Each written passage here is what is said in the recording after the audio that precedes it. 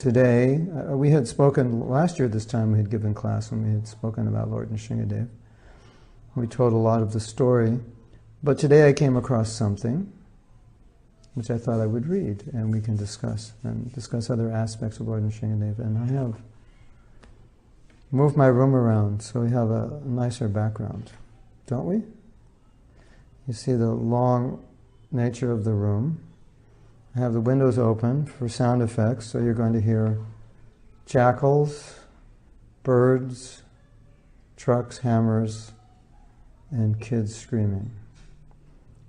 And any other sounds going all around in my house, like birds flying into the windows or something. But hopefully we won't hear them all at one time. Just to add a little effect here, Mayapur effect. You hear that? So, I'm going to read to you something that Prabhupada said. So we were going to talk about women, culture, but we're not going to do that because I think we should prepare our consciousness for Lord Nrshmadev.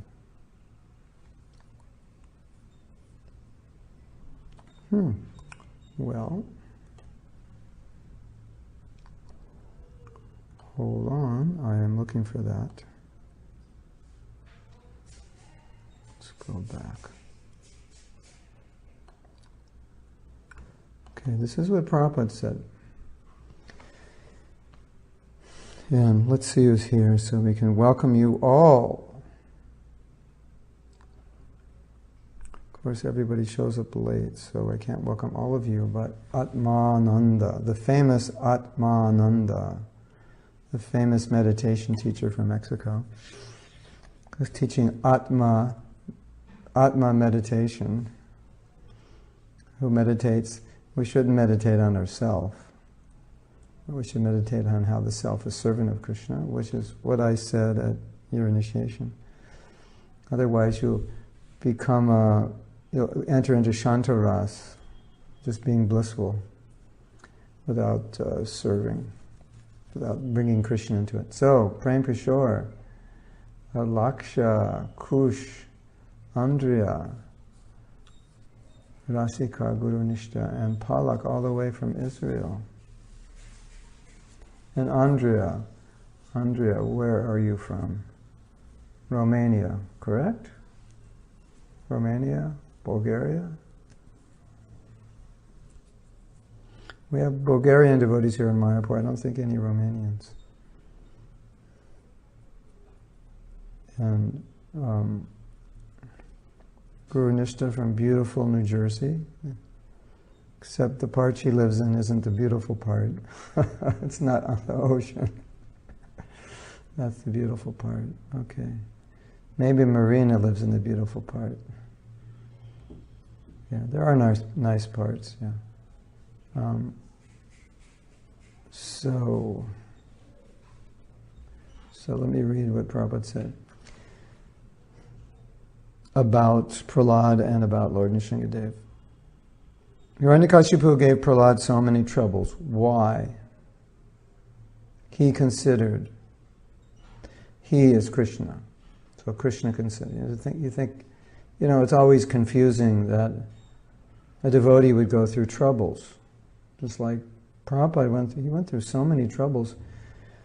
And Prabhupada said for the first 18 years, basically, from the time he left his home, I think he was 50 when he left his home. Then he was 60 or 50 when he took Vanapras and finally came to America.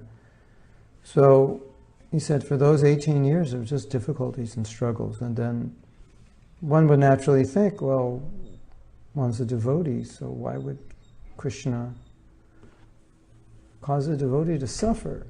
Because Krishna is in control, so why would he allow that? So here's an insight into how Krishna was thinking. Krishna considered the entire world should know that my devotees are exalted. They do not care about saving themselves, so I must save them. Then Prabhupada says, you can know all these truths by reading Srimad Bhagavatam. So by putting Prahlad Maharaj into difficulty, he was actually being glorified. And not only was Prahlad Maharaj being glorified, but he was demonstrating the activities and the consciousness of a pure devotee. So here Prabhupada makes the point that Prahlad wasn't trying to save himself. And because he wasn't trying to save himself, then Krishna considered that I must save him. Which is an interesting statement if you consider it, that one of the symptoms of surrender is to always feel Krishna as your protector and Krishna is your guardian. He'll always take care of you.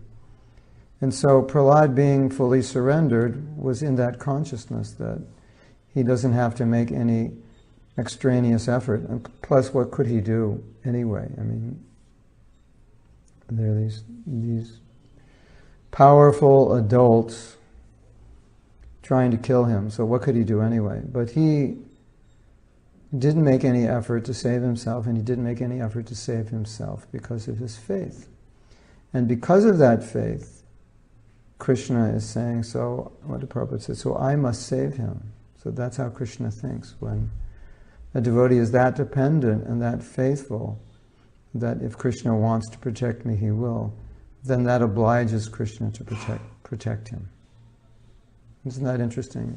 Just meditate on that. Well, let's meditate on the opposite. And the opposite would be that we're trying to protect ourselves to such an extent that we're basically telling Krishna that I don't trust that you can protect me, or I don't know exactly if you will protect me, but I'm going to therefore take it in my hands. And of course, you might be sitting there thinking, well, don't we make effort to protect ourselves? Or don't we make effort to improve ourselves? Yes, we do to a certain extent, but there's an awareness that Krishna is the real protector, or as Prabhupada says, and Prahlad Maharaj's realization was that you can have loving parents taking care of you, but ultimately they can't protect you. So Prahlad Maharaj, he understood ultimately that Krishna was his protector, and he allowed Krishna to protect him or not protect him. In Prahlad Maharaj's mind, whether he was physically protected or not, he still felt Krishna's protection. So he put himself in Krishna's hand, and then Krishna came. So that's Krishna consciousness. That's what it means to surrender. He wasn't really in anxiety about his position, which is hard, difficult to understand, because his father was trying to kill him. But he had such faith in Krishna's protection that he actually wasn't afraid. And he understood that if I live or if I die, it's Krishna's will. So there's no anxiety either way. Isn't that interesting? Could you imagine someone's trying to kill you and you're thinking, well, if I live, it's Krishna's desire. If I die, it's Krishna's desire. So everything's in his hand, so why worry about it? That's a pretty advanced form of faith in Krishna's protection. And so then from this we learn that a devotee doesn't only see Krishna's protection externally, as in physically being protected, but even when it appears that he's not protected, then he would take it as this is what Krishna wants. So I am protected. So I'm always looked out after. Krishna's always looking after me, and this is how he wants to look after me in this situation. Now, if we sit around and do nothing and starve ourselves to death because we have no money or we have no place to live, that is not exactly what this means. It doesn't mean we're idle. It doesn't mean we're in the mode of ignorance. But it means that we dedicate ourselves to the service of Krishna, and part of that dedication would be to do our duty. If we're grihastas, it would be our duty to maintain ourselves. So being protected by Krishna doesn't mean that you don't make proper efforts to do your duty, but it means that you understand that ultimately the results are up to him, and he will make arrangements as necessary. Now you might say, but look at Prahlad Maharaj didn't make any effort. Well, in this situation, what effort could, as I said, what effort could he make? And he tried to run away from them, tried to beat them up, tried to wrestle with the elephants. Not really. So in this situation, he took complete shelter of Krishna. Said, Mare Krishna Rake Ke, Rake Krishna Mare Ke. If someone wants to kill you, if Krishna wants to kill you, no one can protect you. If Krishna wants to protect you, no one can kill you. So internally he took full shelter of Krishna, and that full shelter had called Krishna's protection. And we can also see Prahlad Maharaj's faith in Krishna's protection in how he dealt with his father, because his father was the most powerful person in the universe. Even the demigods were afraid of him. He had usurped Lord Indra's kingdom, kicked Lord Indra out and taken over. So nobody could deal with him. And you would think if you had a father like that, you might be a little concerned about disobeying him. And his father was an arch enemy of Vishnu, and before Hiranyakashipu went to do austerities to become the most powerful person in the universe, he had ordered that all the sacrifices be stopped and all the Brahmins be killed. So he had no qualms about killing people. That was just not an issue for him.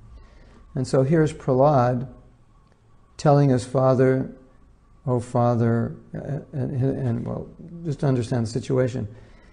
Hiranyakashipu was an avowed enemy of Vishnu, and if anybody in his kingdom said the name of Vishnu, they would be arrested. He banned saying the name of Vishnu, he banned worship of Vishnu, he banned prayer to Vishnu. You couldn't have anything to do with Vishnu. So he was, he was against Vishnu, you could say, right? To put it mildly. And then Hiranyakashipu asked Prahlad, he said, "Well, Prahlad, you've been going to school, so what are my wonderful teachers teaching you? Tell me, what's the best thing you've learned?" Just like when your son or daughter comes back from school, then you say, "How was school today? What did you learn?" So basically, Hiranyakashipu is saying, "So what did you learn?" And Hiranyakashipu is training Prahlad to be the next king and to follow in his footsteps, which means to be an avowed enemy of Vishnu. So he says, "Prahlad, what did you learn?" And Prahlad says, "Shavanam, Kirtanam, Smaranam, Vandanam, Padasevanam, Tasyam Sakya Atmani Vedanam." The best thing I've learned is to hear and chant and remember and pray to and worship and surrender to Vishnu. That was the wrong thing to say to Hiranyakashipu if he wanted to be on his good side. He had banned the worship of Vishnu. So you could understand that Prahlad Maharaj was fearless. You could understand that he was fully confident in Krishna's protection. Then the Hiranyakashipu tries to kill Prahlad. He can't kill him. And then he asks him, "Where do you get your power?" And he says, "I get my power from the same place you do, which is Lord Vishnu." So again, Lord Vishnu. And then Hiranyakashipu picks up a sword with the intent of killing Prahlad. And he says, "Prahlad, so now your God is going to save you." And Prahlad is really not in anxiety. And he said, "So where is your God now?" And Prahlad says, "He's everywhere." And still, because he was seeing that. And so he had the sword. This is a different version of the story. I mean, it may happen differently in different millenniums, different yugas. But this version is, he's asking Prahlad, "Where's your Krishna? Let's see if he's going to save you now." And his intent was to stab Prahlad to death. But first he hit the pillar with his sword, and the pillar started cracking. And then he went with that, he's saying, is he in the pillar? So he hits the pillar, but nothing happens yet. I mean, in one story, he hits the pillar and Lord Nrshmadev comes out. In this version, he hits the pillar and it cracks, but nothing happens yet. And then he goes with his sword towards Prahlad Maharaj in an attempt to kill him. And then Nrshmadev comes out. So there was a nice lecture. Prabhupada said that ultimately Lord Nrshmadev didn't come to kill Hiranyakashipu, but he came to protect Prahlad Maharaj. Paritranaya sadhunam vinasaya chadushkritam. So Krishna comes to kill the miscreants and protect his devotees, but protecting his devotees is really what Krishna is about. And of course, killing miscreants is part of protection, but the real mood of Lord Nrshmadev is protection of his devotees out of affection. So we as devotees, we take shelter in the Lord Nrshmadev to protect us not only materially, but to protect us spiritually. Now, Lord Nrshmadev represents Krishna's anger.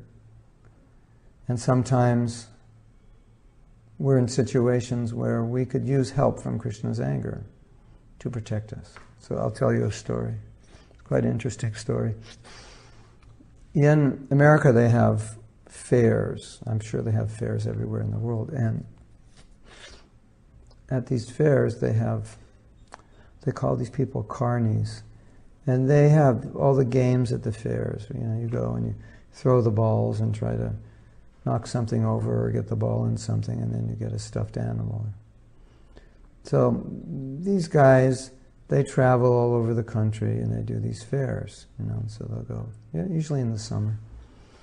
So it's kind of an intense job, and most of the fairs I don't think they're all year round. So they have to make a lot of money at the fairs.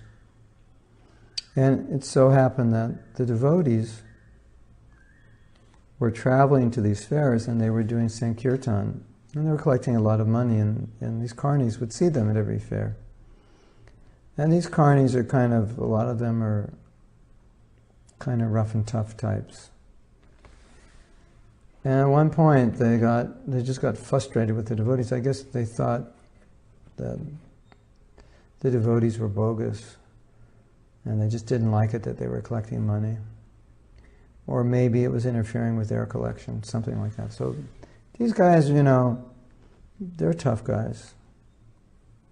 And I would say in general, most of them probably never went to college, and probably some of them never even graduated high school. Or if they did graduate high school, probably they're not the academic types. Just like the tough guys, You get the picture. So these tough guys, they got upset with the devotees. So, after seeing them in so many shows, they surrounded them with chains. They were going to attack them.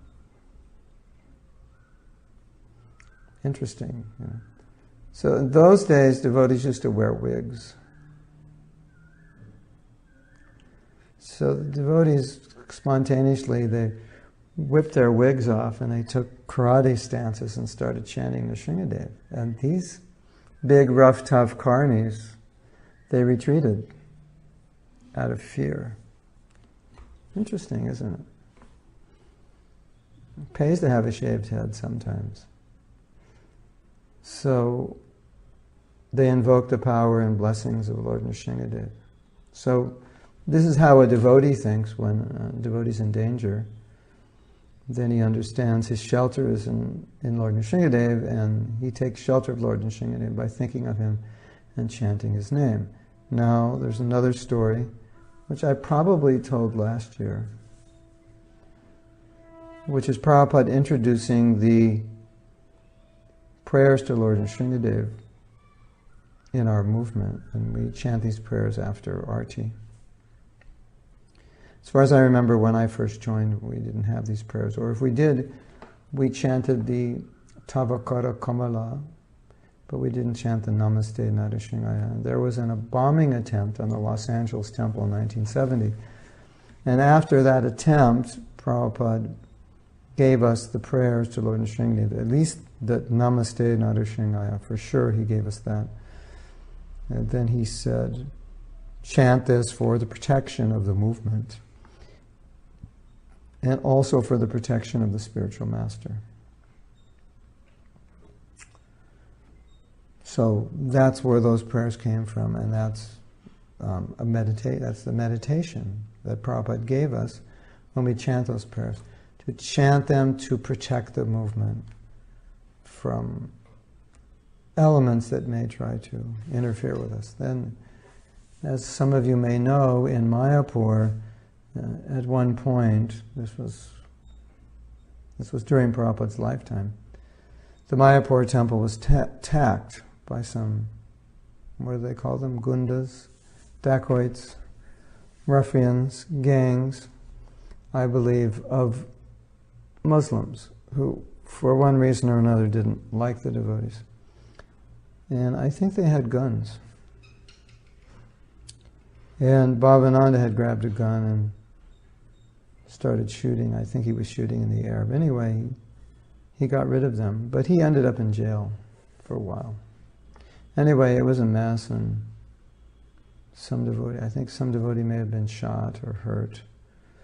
So after that, I think they asked Prabhupada if they could establish Lord Nrshmadev. And it's a long story about establishing Lord Nrshmadev, but they established Lord Nrshmadev in Mayapur in Lord Nrshmadev's, in Lord Nrshmadev in the most, I better sit up so I don't fall asleep. I had a rough schedule the last 2 days. I woke up at midnight 2 nights ago. And then I didn't go back to sleep. Well, I went back to sleep later in the day, but not enough. And then last night, I stayed up to about 11 o'clock. Then got up for Mangal Arti. So I'm a little off. So anyway, so they established this form of Lord Nrshmadev, who's the most fierce form of Lord Nrshmadev. Most fierce form of any deity of Lord Nrshmadev. It's Lord Nrshmadev, the form of Lord Nrshmadev when he's coming out of the pillar, ready to attack. That's the form. And since he was established in Mayapur, there haven't been any problems. There's been no disturbance. So this is how devotees relate to Lord Nrshmadev. When His Holiness Jayapataka Maharaj had his stroke, then his disciples told me that they were praying to Lord Nrshmadev, and one of his disciples, in fact, Prem Krishna and Rasika, that's when you came to see me at the house, this lady, you remember her. What's her name? It's at the top of my head. What's her name? How can I forget her name? Her husband is Advaita. Anyway, she told me that she had a dream. She was praying to Lord Nrshmadev, and she used to live in Mayapur, and she said she had a dream that Lord Nrshmadev was curing Jayapataka Maharaj. Something to that nature, or it was revealed or something that it was because of Lord Nrshmadev's intervention that he was able to live. So when there's danger, devotees will pray to Lord Nrshmadev. They will pray for other devotees, that Lord Nrshmadev protect them, like if a devotee is ill or in difficulty, or often it's a tradition. I don't know where it came from. I don't know if Prabhupada told us to do this, but when we take a trip, we'll pray to Lord Nrshmadev that the trip will be accident-free. So this is the form of Krishna in which the devotees are protected, and so therefore it's the form that devotees pray to. So now you might say, what should we really pray to Lord Nrshmadev? Like that. Oh, where did this Nrshingha, where did it take place? I forgot, but here in Mayapur there's a little kunda where Lord Nrshmadev washed his hands after he killed Hiranyakashipu. And it's where the demigods stayed when Hiranyakashipu was raising hell. So, if it's true that Hiranyakashipu took over Lord Indra's palace, then that's where it was. That must be where it was, where it happened, on that planet. And then he came down here, and the demigods were down here hiding. So,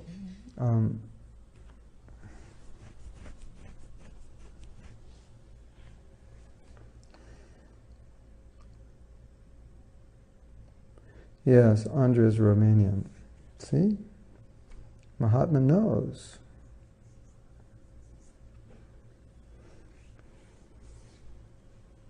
So then, one may ask, but, in the Shastra it said that we shouldn't pray to Krishna to protect us, we should just have faith, and that is true. And that's the example. We see with Prahlad Maharaj, he just had this amazing faith. But naturally, when a devotee's in danger and he's helpless, he naturally prays to Lord Nrshmadev. And one way you get around this idea is that we understand that Lord Nrshmadev had come to protect Prahlad Maharaj, so he is the protector of his devotees, and he likes to protect his devotees. And we've given our lives to Krishna, we have no other shelter, so what do? Is it, Lord Nrshmadev, please protect me. Now, we also say that Lord Nrshmadev protects us from the obstacles. So it's not that we're just praying for physical protection, we also pray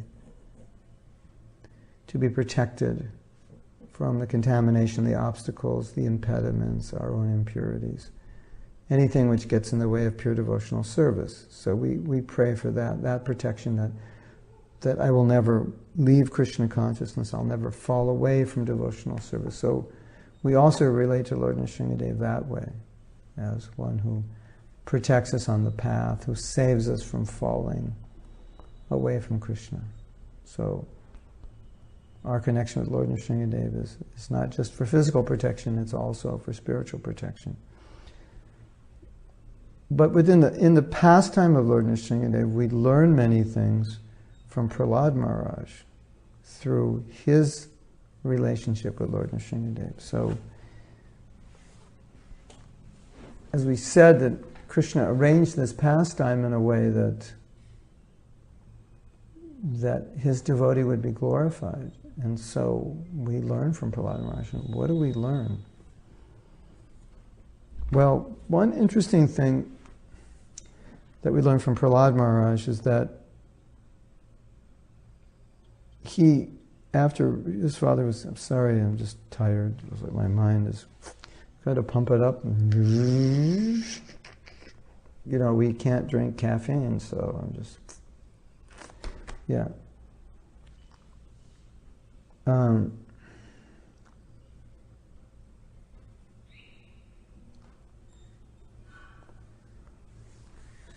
not sure what Prahlad Maharaj did, but go to the Bhagavatam right now. Check it out. Naturally, when Krishna kills the demons, he wants the devotees to be in charge. So, Prahlad Maharaj, he's a Maharaj. Of course, he was only 5, so maybe, I don't know if he was ready to rule, but Krishna definitely wants his devotees to rule, who are qualified. So, as the story goes, as you know, Nrshmadev was really upset. He is the personification of Krishna's anger. And you see that even in the pastimes of Lord Chaitanya, when Nityananda was attacked by Jagai and Madhai, Lord Chaitanya became very angry. And it's also said that any time a devotee is attacked, we should not. The Trinadapi Sunichena verse, you put that on hold and you protect the devotee. Well, don't put the verse on hold, but you humbly protect the devotee with all your might and strength,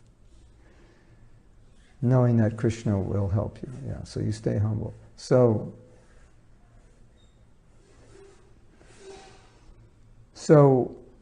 Nrshmadev was really angry, and nobody could pacify him. Demigods, Lord Brahma, it's just like, he was just, even Lakshmi couldn't pacify him. And then Prahlad came and he pacified him.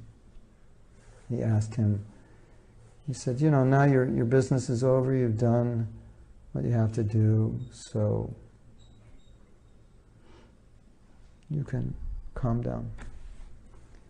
And so then he prayed, offered many prayers glorifying Lord Nrshmadev. You can see them in the Bhagavatam. Some of the prayers are quoted quite often by Prabhupada. And we have this in ISKCON. We have this saying that's a famous verse.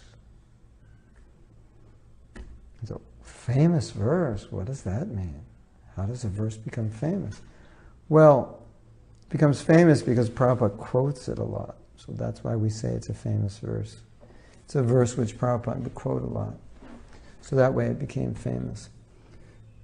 At least in our minds it's famous. So here Prahlad Maharaj is praying to that Lord Nrshmadev would be pacified. But in addition to that, he asked that his father be liberated, which is kind of interesting.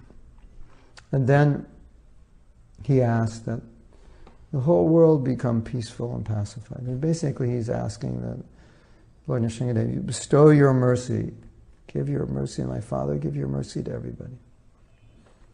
So this is important for us because when we pray to Lord Nrshmadev, if we follow in the footsteps of Prahlad Maharaj, then we're going to be praying for others. Just like Lord Nrshmadev is here in Mayapur. And so many devotees write me with their problems. So I always, when I see Lord Nrshmadev, I always pray for the devotees, that please help this devotee, please help that devotee. This devotee is struggling, this devotee is suffering, you please help them. You can do that, you have the power, you can shower your mercy, you can show your glance upon them, and you can, by your power, help them. So I think that's a proper way to approach Lord Nrshmadev, because it's how Prahlad did it. He was totally in the mood of, how can I help the fallen souls? And then he said, in one verse he said, basically he said, I don't want to go back to Godhead unless I can bring everybody with me. So that's quite interesting. That's a very high level of compassion. So one of the things we learn from Prahlad Maharaj is compassion. And that's why Prahlad Maharaj is such an inspiration for preachers.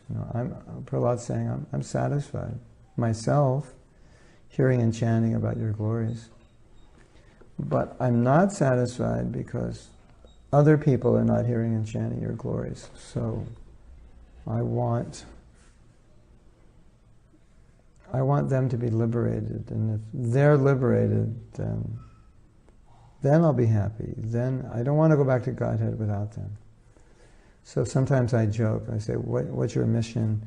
I say, our mission is to be Krishna conscious, and our mission is to go back to Godhead and bring as many people as possible with us. So that mission is actually Prahlad Maharaj's mission. So he set another example that his compassion was so intense that he had no ill feelings towards his father whatsoever. He didn't say, well, my dear Lord Nrshmadev, can you liberate the world, but my father and these demons who tried to kill me, can you take care of them in some like special hell where they will suffer the way I suffered? He didn't say that, which is what you might expect the average person to say, right? So he teaches us, as we were saying earlier, that whatever is happening, he's accepting as Krishna's arrangement, and he's not feeling a need to retaliate. He's not feeling a need to get back. And here he's standing in front of Lord Nrshmadev, and if he said, my dear Lord Nrshmadev, could you annihilate all those people who tried to kill me? Could have said that, and Lord Nrshmadev would have done it. Lord Nrshmadev, could you make sure my father goes to hell for 1,000,000 lifetimes for what he did to me? I'm so upset. He didn't say that. So he was really seeing things as Krishna's will, but I think even as equally important, or maybe more important, is that, as we're saying, he was so concerned about the welfare of others that that concern completely neutralized any potential ill feelings. Of course, we could say he never had any ill feelings. And the reason he didn't have any ill feelings is because he was just thinking of the welfare of others.